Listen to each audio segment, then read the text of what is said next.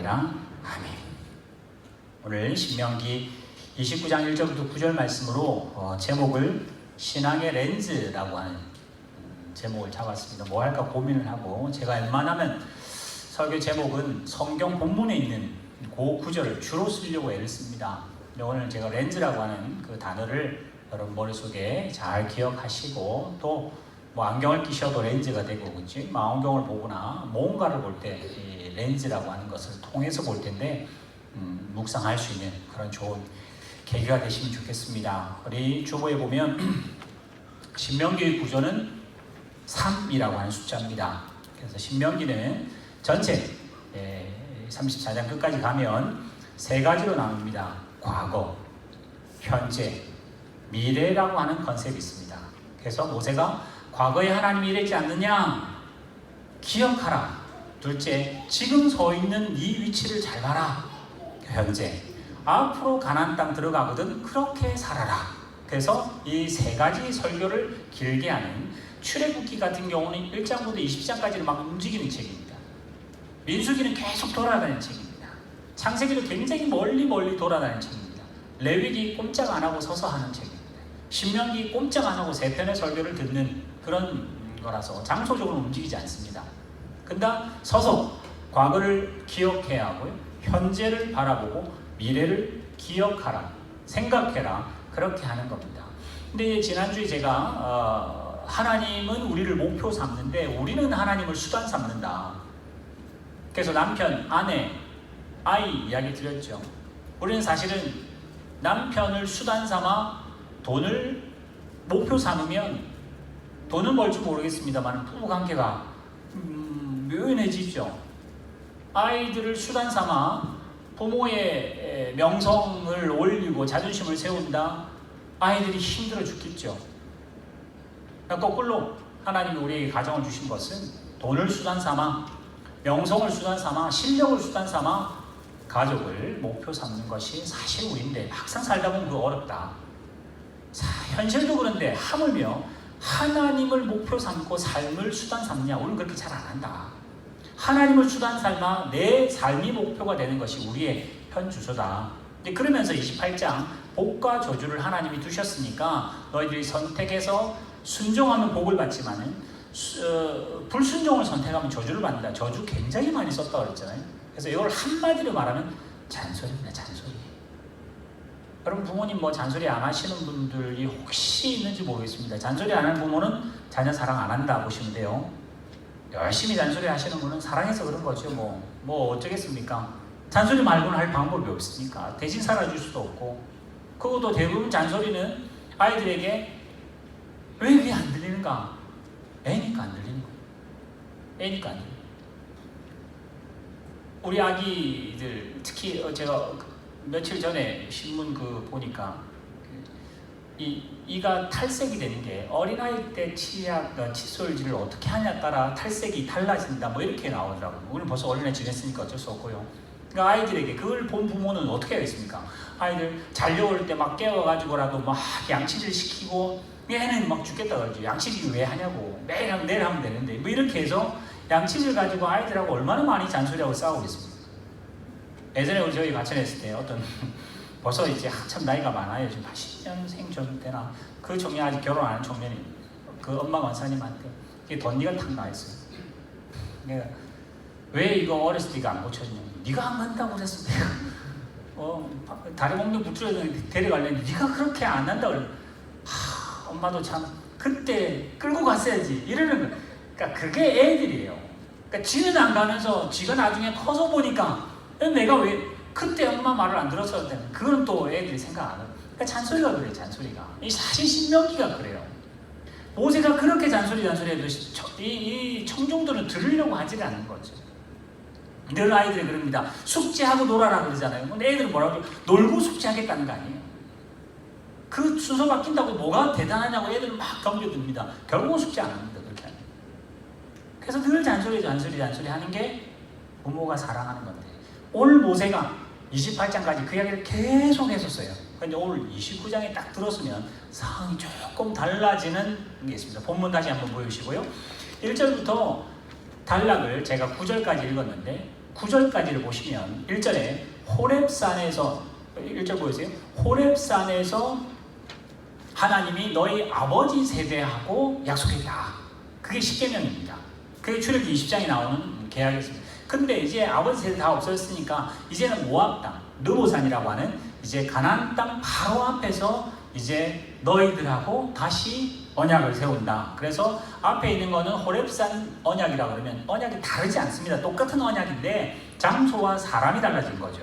그래서 호렙산 언약이었던 건 아버지였다면 모압 땅에서 언약하는 것은 지금 아들 세대입니다. 지금 이제 모세 앞에 서 있고 신명기를 듣는 사람들이죠. 그러면서 이렇게 했다. 뭐냐? 2절에 모세가 온 이스라엘 백성을 소집합니다.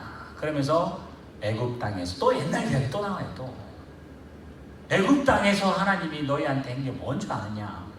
바로를 그 모든 신하를 그 온 땅을 박살낸 걸 너가 보았지 않았냐? 그래서 여기 2절에 보면 과거 시제 나오죠. 3절 보았다 또 과거 나오죠. 4절 그러나 하나님께서 지금까지도 너희 아버지도 깨닫지 못하고 들어도 보도 못하는 건데 지금도 사실은 그렇다. 이건 이제 잔소리입니다. 하나님이 못 들으라고 귀 닫고 못 보라고 눈을 가린 건 아닌데 우리가 딴 데 신경 쓰기 때문에 딴 데 관심이 있어서 애들이 엄마 잔소리를 못 듣는 이유가 엄마한테 집중 안 하기 때문에 그런 거 아니에요. 여기도 마찬가지로 깨닫는 마음도 보는 눈도 듣는 귀도 오늘까지도 없다 너희들이. 그러면서 잔소리가 40년 동안 광야에서 인도하셨는데 몸에 옷이 낡았지 않았대요. 아, 이런 옷 참 청바지도 40년 못 입는데 무슨 옷인지 이게 40년 동안 안 낡았답니다. 무슨 신인지 40년 동안 헤어지지 않. 그는 이제 문학적인 표현입니다. 내가 옷을 가게 가서 사고 내가 옷을 짜지 않아도 하나님이 때에 따라 옷을 입히셨다. 신을 내가 갈아 신은 거 뭐 이런 게 내가 챙겨서 뭐 이렇게 신을 안 샀는데도 불구하고 내 발이 부르트지 않게 하나님께서 40년 동안 20살이 나와서 60이 될 때까지 내 발이 부르트지 않도록 하나님께서 이것도 신비시고 저것도 주시고 이렇게 해서 40년 동안 내 의복, 의식주라고 하는 것이 전혀 문제가 없었던 걸 알지 않느냐. 그리고 하나 더 나갑니다. 6절에 참 어려운 본문이긴 한데 그냥 액면을 읽었으면 참 어렵습니다. 너희에게 떡도 먹이지 못하고 포도주와 독주를 마시지 못하게 하셨는데 너희 하나님이다 이렇게 나오잖아요. 이 말입니다. 이스라엘 백성들은 떡이라는 단어는 우리가 번역해서 그렇게 쓴 말이에요. 주식을 못 먹는데 어떻게 40년 견딥니까? 이렇게 말할 때 하나님께서 너희가 주식을 못 먹어도 40년 아무 문제 없지 않았느냐. 뭐 비타민이 뭐가 모자라서 뭐 영양이 불균형이 생겨서 그러냐? 하나님이 이거 먹고 밥이 힘입니다. 밥이 보약입니다 하는 우리에게 밥 40년 못 먹어도 내가 너 지킨다. 만나와 메추라기 먹이시고 반석에 나오는 물을 먹어도 하나님께서 지키셨다가 지금 5절, 6절에 나옵니다. 떡도 못 먹게 하고 포도주도 못 마시게 하고 했는데 우리는 떡과 포도주 그 다니엘처럼 떡과 포도주 먹은 것보다 더 건강하게 40년 광야 생활을 마치고 지금 이 자리에 서 있다. 봐라 이제 이렇게 말하는 거예요. 넘겨주세요. 또 땅도 마찬가지입니다. 지금 여기 나온 르벤, 갓, 므낫세 반지파는 벌써 땅을 차지했습니다. 그 땅의 본래 주인은 헤스본 왕 시온과 바산 왕이나 바산이라고 하는 나라에 그 사람을 물리치고 거기를 벌써 두 지파 반이 거기를 차지하고 있지 않느냐. 그런지 그래서 이제 과거 설교를 했는 거 아니에요. 앞에 28장까지 있는 모든 설교를 하나로 묶어서 바로에서부터 광야에서부터 지금 서 있는 이 땅까지 하나님이 과거에 주셨으니 그런즉 이제 이때부터 현재가 나옵니다. 10절부터 현재가 나올 겁니다. 그런즉 이 언약의 말씀을 지켜 행하라. 그러면 너희가 형통하리라. 사실 제가 형통이라는 말도 그렇습니다. 세상의 관점 형통보다 하나님 관점의 형통을 이해하셔야 합니다. 물질이나 건강보다 더 큰 형통이 있을 겁니다. 자, 10절부터 뒤 끝까지는 제가 다 보지는 않겠습니다. 그 9절 몇 개만 보여드리겠습니다. 10절 보여주세요. 제가 이거는 이제 일부 우리 교사들 줌으로 예배할 때 미리 보여드렸던 건데 여기 잘 보시면 10절부터 15절까지가 현재 이야기하는 거거든요. 이 짧은 구절에 오늘이라는 이야기 굉장히 많이 나옵니다. 그리고 지금 제가 한 절만 하다 말았는데 너희라는 단어가 저거는 이제 수사학적으로 저는 굉장히 강조하는 겁니다.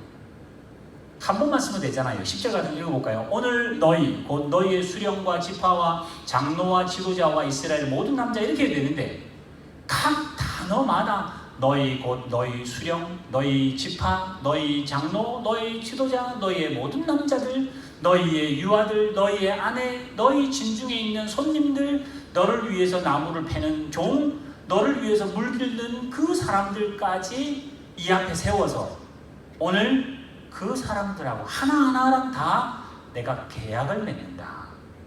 아까 뭐라 했죠? 호렙산에서도 계약이 있었는데 지금은 모압 땅에서 계약한다고 그랬잖아요. 계약하는 사람 한 사람 한 사람, 지금 우리 말로 하면 한 분 한 분 이름을 다 불러서 하나님이 불러 세우는 그런 뉘앙스입니다. 그래서 오늘 너에게 하는 이 맹세에 참여해서 함께 가자. 아브라함, 이삭, 야곱에게 세웠던 그 언약을 오늘 너와 함께 세울 거다. 넘겨세요. 이 언약과 맹세를 너희에게만 세우는 것이 아니라 지금 이 땅에 보이는 이 사람들뿐만 아니라 너희와 함께 있지 않은 그 후손들하고도 지금 우리들입니다. 15절에 오늘 우리와 함께 여기 있지 아니하는 자들과도 내가 언약을 맺는다. 그러면서 이제 현재 이야기를 해요. 그러면서 이제 16절부터는 안 보겠습니다만 미래 이야기합니다. 들어가서 잘 순종하고 섬기면 언약을 이렇게 지키고 순종하면 은혜를 받겠으나 순종 못하면 박살난다. 어디까지 가냐? 다 팔려간다. 종으로 다 갈 거다. 제일 끝절에 그거 나옵니다. 결국은 그렇게 돼요. 오늘 역사를 알기 때문에.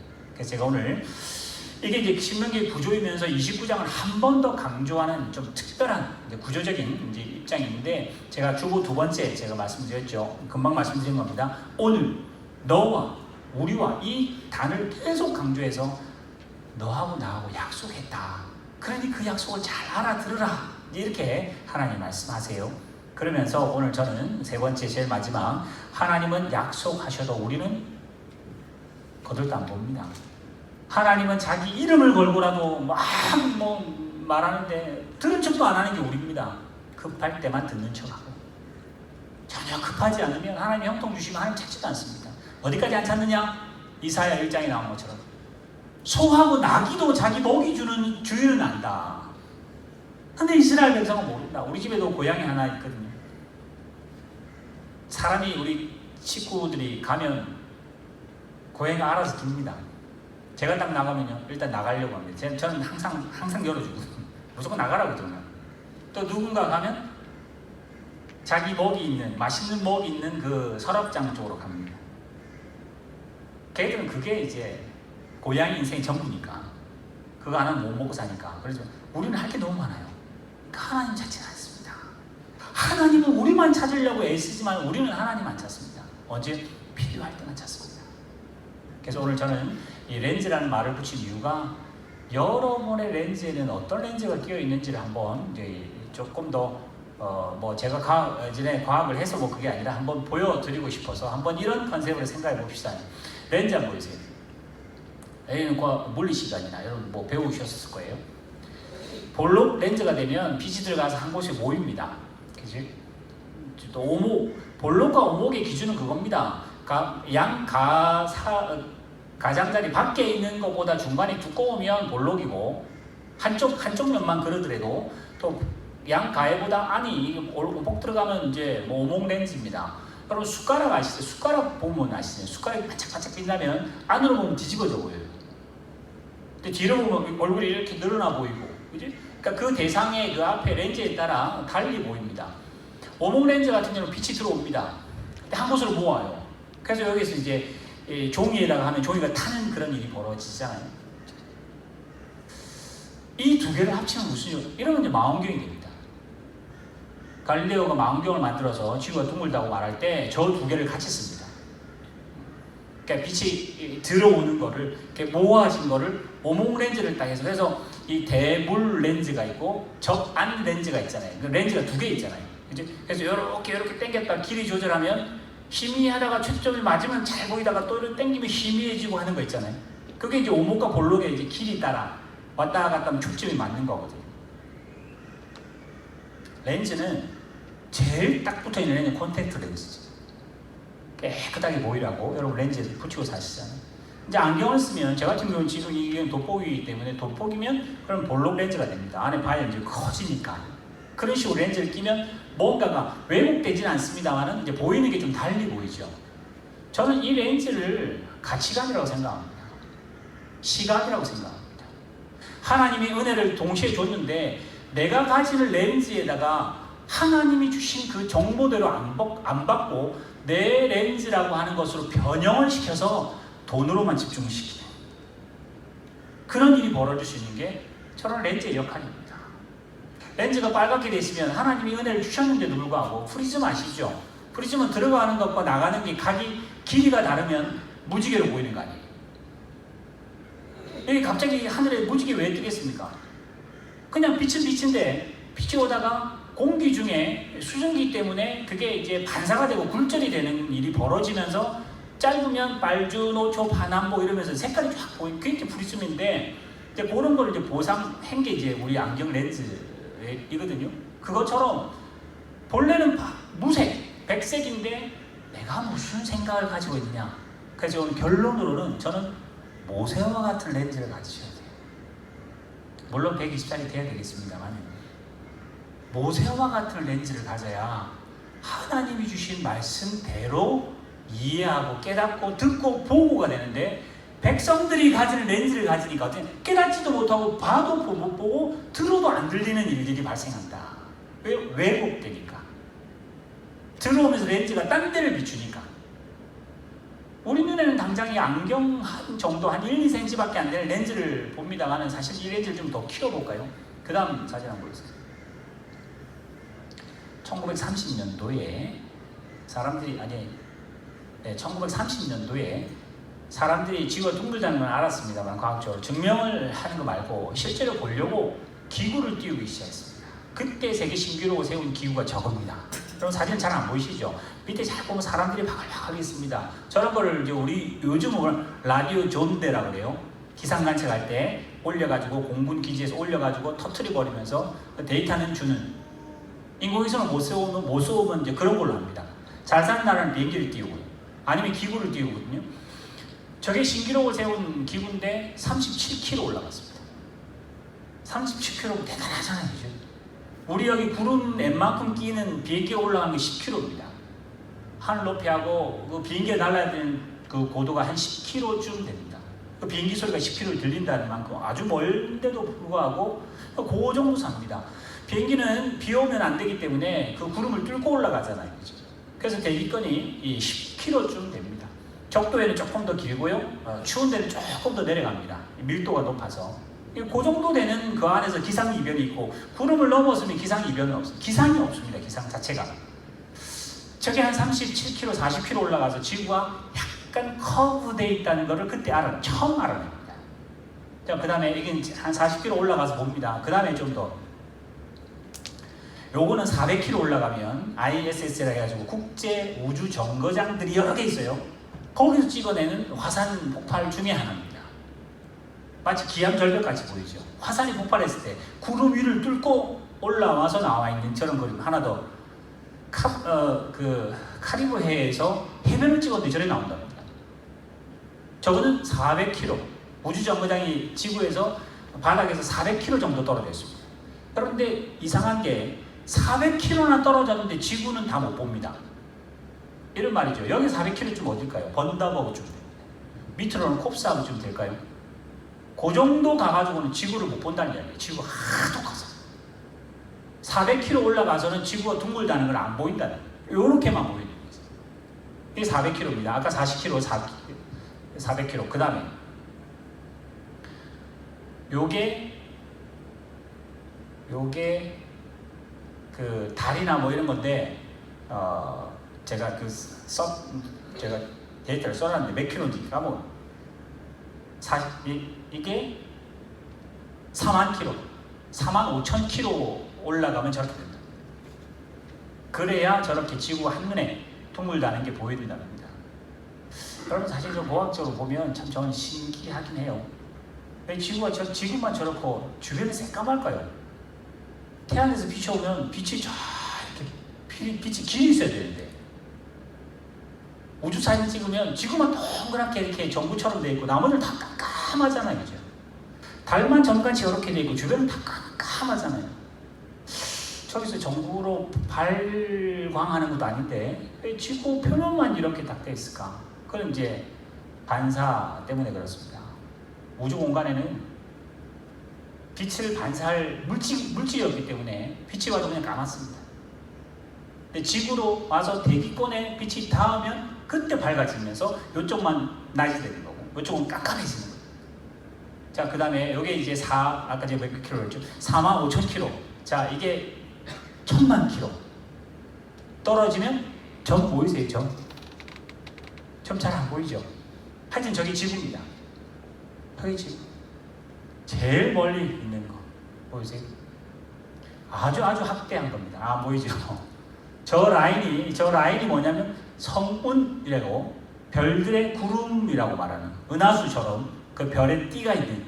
근데 저게 뭐냐? 태양계를 막 벗어나는 로켓이 뒤집어서 보이즈호라고 하는 그게 태양계를 막 벗어나면서 찍은 지금으로는 가장 멀리서 찍은 지구 사진인데 보이지도 않죠. 저걸 지구라고 확대해서 저렇게 보입니다.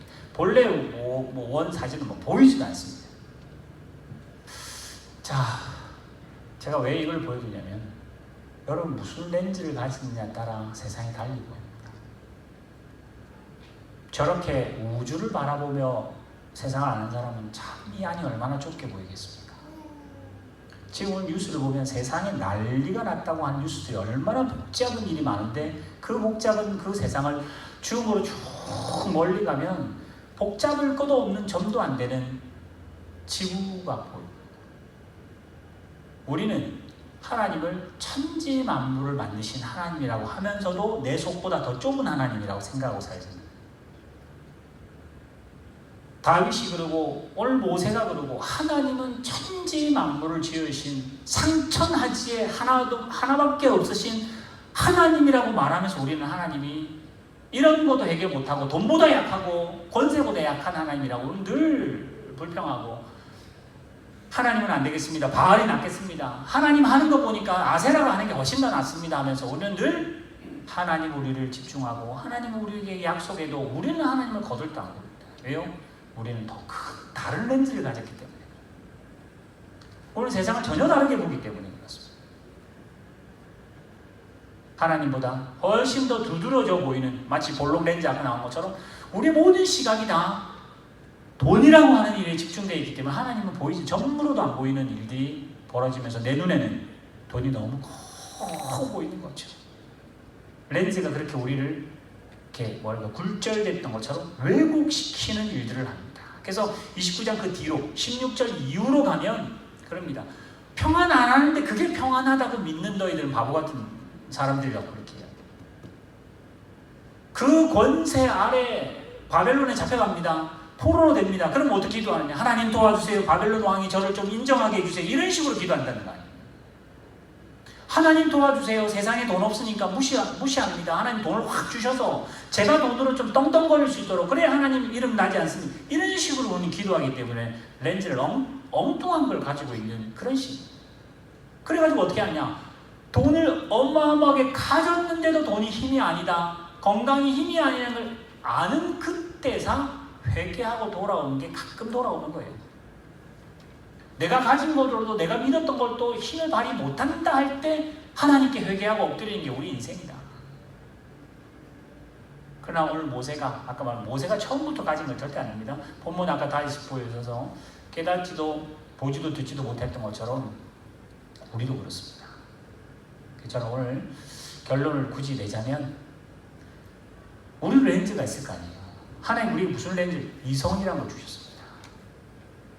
하나님은 안 나타났다 합시다. 아까 제가 큰 우주 사진 있잖아요. 우주는 정말 깜깜하잖아요. 우주는 왜 그냥 깜깜할까?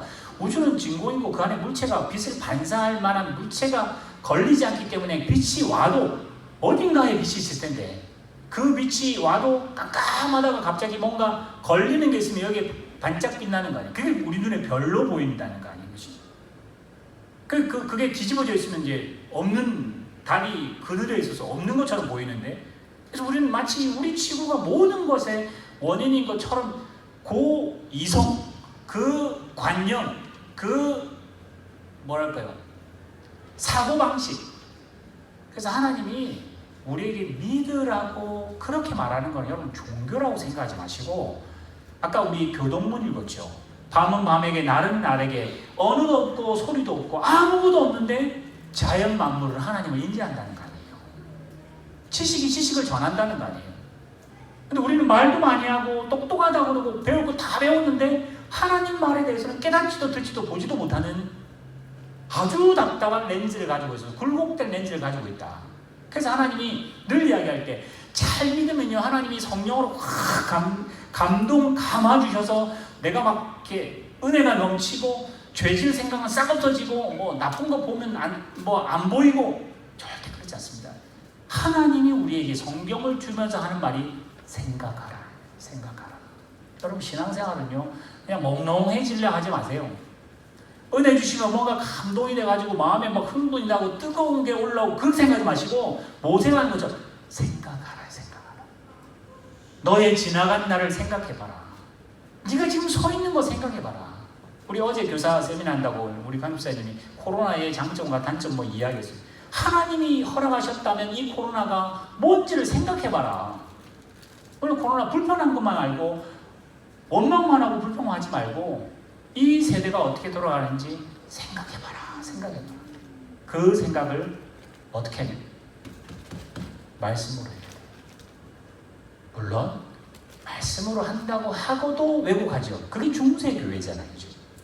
하나님이 허락하셨는데 중세의 신학이 우리를 틀어서 그 렌즈가 중세 신학으로 딱 되니까 말씀을 아무리 읽고 말씀을 적용해도 엉뚱한 대로 교회가 나가서 그렇게 십자군 전쟁도 하고 사람을 다 죽여버리는, 복음으로 사람을 죽이는 일이 가능했는데, 뭐 그렇다고 종교개혁이 그러면 깨끗한 렌즈냐, 그것도 잘 모르겠습니다만은 우리는 모세가 가진 렌즈를 가져보자는 거죠.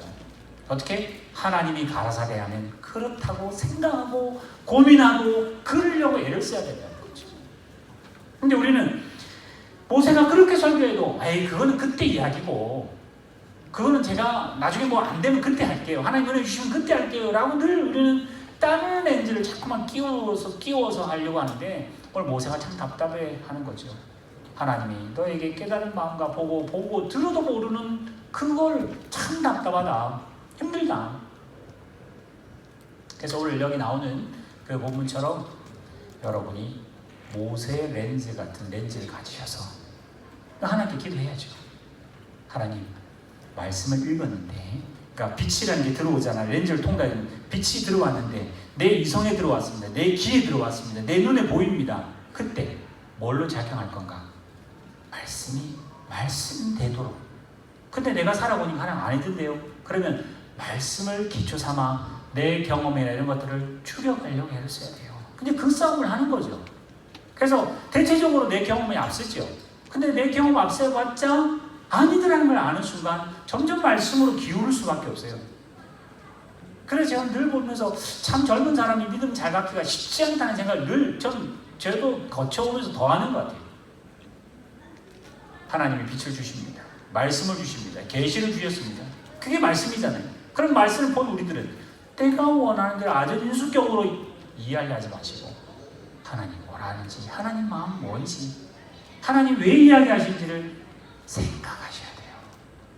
예전에는 목사님이 말해주면 그게 아멘 하고 그냥 따르면 잘한다고 우리는 그렇게 배웠는데 그것도 굴곡될 렌즈인지 모르겠습니다. 생각하세요.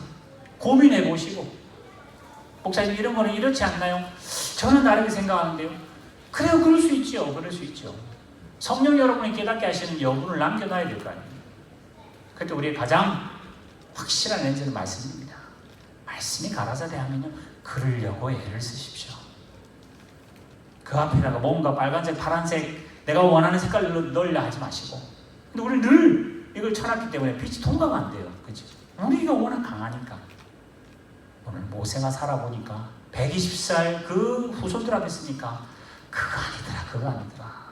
하나님 말씀, 하나님이 너를 얼마나 사랑하는지 그 말씀 잘 듣고 이제 다시 들어가거든. 나는 못 들어가지만 너 들어가거든. 말씀대로 살려고 애를 쓰라. 그게 유언, 그 부모의 잔소리였습니다. 오늘 우리에게도, 저에게도 여러분에게도 오늘 이 신명기 29장이 잔소리하십니다. 말씀의 렌즈로 이 세상을 한번 보시라고요. 그래서 코로나라고 하는 이걸 보면 우리 어제 그 교사들 이야기하면서 뭐 여러 가지 장단점에 대해서 이야기했는데 저도 그 이야기했습니다. 코로나 거치면서 굉장히 제일 좋은 장점, 다 죽을 수 있다. 나도 죽을 수 있다. 살자고 주사 맞아도 죽을 수 있다. 죽을 수 있다는 게 아주 우리에게는 하나님 주신 큰 메시지다. 여러분 사시면서 죽을 수 있다는 생각을 누가 하시겠어요? 50 넘으면 한 번씩 심하게 아픈데 이러다가 죽겠구나, 뭐 아니면 사고 날 때 이럴 수도 죽겠구나 가끔 있지. 전 세계 인구가 동시에 죽을 수 있다라는 생각을 하는 것은 하나님을 찾는 가장 좋은 방법 중에 하나였던 것 같습니다. 그것 때문에 수많은 사람이 실제로 죽었고요. 전쟁보다 더 죽었다고 할 만큼 많이 죽었고요. 하나님이 이걸 통해서 뭘 하실지 저 개인의 생각입니다만 말씀을 보면 세상은 답이 아니라는 이야기를 하고 싶은 거죠. 과학이 발달해서 코로나를 이깁시다 뭐 그래 의사의식을 해야 되겠죠. 그러나 코로나를 그렇게 이길 수 있는 게 아니라 세상에 소망 없고 하나님만 소망이다, 예수님만 소망이라고 성경이 그렇게 말을 하는데, 아까 우주 봤잖아요. 그렇지? 내 시각을 조금만 더 멀리 해도 정말 점 같은 우리 인생인데 그 점 안에서 얼마나 많은 전쟁이 벌어지고 세상이 뒤집어져도 뭐 그렇게 난리가 날 것 같은데 렌즈를 조금 멀리 하니까 보이지도 않는 점도 안 되는 인생이었더라. 그걸 또 만드신 하나님은 정말 크다. 상상도 못한 하나님의 사이즈를 아시겠죠? 오늘 이 말씀이 신앙의 렌즈로 잘 장착되셔서, 그래서 여러분 더 많이 배우시고요, 더 많이 공부도 하시고 더 많이 하셔서 우리의 렌즈가 참 좋은 렌즈가 됐으면 좋겠습니다. 그런 좋은 렌즈를 가진 지혜로운 분이 주변에 많았으면 좋겠어요. 그래서 서로 이야기하고 대화하면서 그렇게 생각할 수도 있구나, 그게 참 하나님의 참 좋은 뜻이구나, 나는 몰랐는데. 그걸 뭐 교만이 아니라 지식이 아니라 지혜지, 지혜.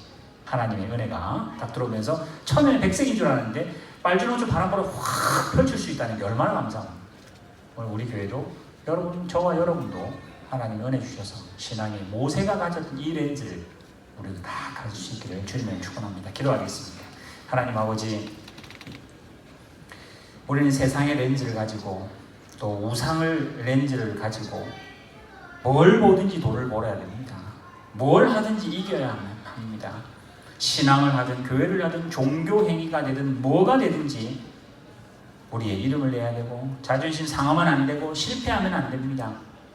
그러나 모세의 말을 통해 주신 하나님의 말씀을 보면, 모세의 시각을 보면 하나님만이 상천하지의 주님이시고 하나님의 율법이 우리의 지혜이고 지식이고 그것이 세상의 최고인 것을 오늘 모세를 통해서 잘 보여줍니다.